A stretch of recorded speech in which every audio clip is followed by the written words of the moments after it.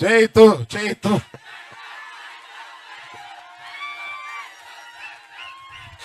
బాబు ఇవాళ మీరు అంటున్నారు, సంవత్సరంన్నరగా నేను కూడా అంటున్నాను.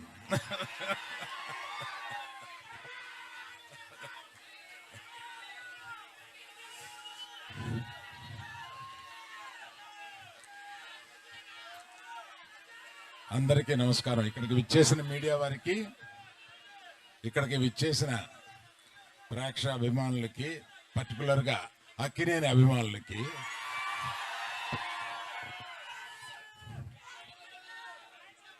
మేము చాలా కష్టపడి ఈ సినిమాని తీసాము. ఎంత కష్టపడినా ఫైనల్గా మీరు ఆదరించే స్థాయిలోనే మా ఆనందం ఉంటుంది. ఈ సినిమా తప్పక మీరు ఆదరిస్తారని నమ్ముతున్నాము.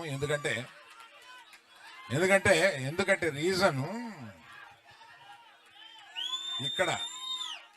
ఇక్కడ లేని వారి గురించి చెప్పి ఉన్నవారి గురించి చెప్తాను.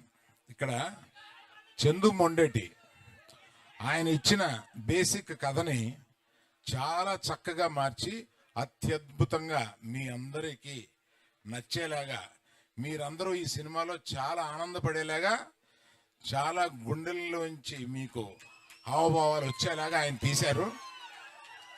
అంత బాగా తీశారు ఆ సినిమా. ఆయన గురించి చెప్పాలి. తర్వాత మన ఫేవరెట్ డార్లింగ్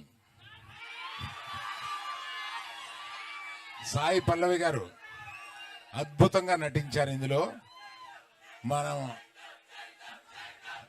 అదే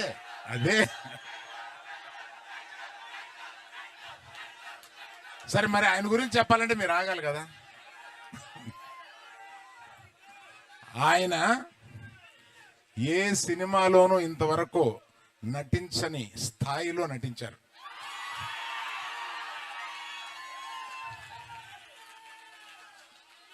మనకి ఎంత ఉత్సాహం తెప్పించగా నటించారో, ఒక్కొక్క కొన్ని సీన్స్లో ఆయన మన గుండె కరిగిపోయేలాగా కూడా నటించారు. సో అన్ని రసాలు ఈ సినిమాలో ఆయనకి ఉంది కనుక ఆయన తప్పనిసరిగా బెస్ట్ పర్ఫార్మెన్స్లో ఈ సినిమాలో తీసుకొస్తారని చూసిన నేను చెప్తున్నాను. That is Chaitu, our Chaitu.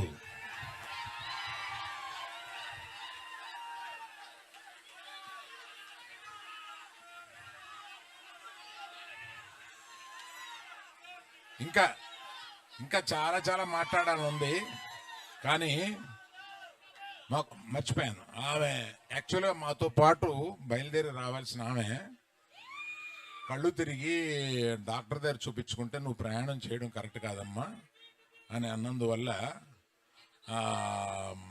మన పల్లవి ఆగిపోవాల్సి వచ్చింది. అందువల్ల మీరు తన మాటగా మీకు చెప్పమందని చెప్పి నేను చెప్తున్నాను.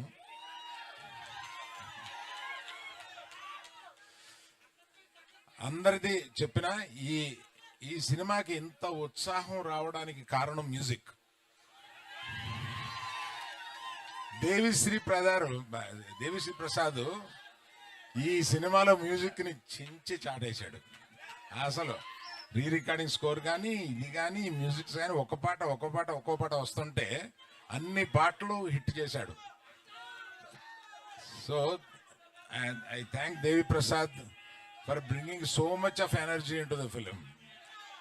So వైజాగ్ ప్రేక్షకులకి అందరికీ,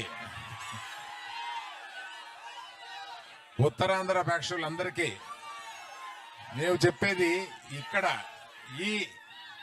ఈ ప్రాంతం కథ, ఇది జరిగిన కథ.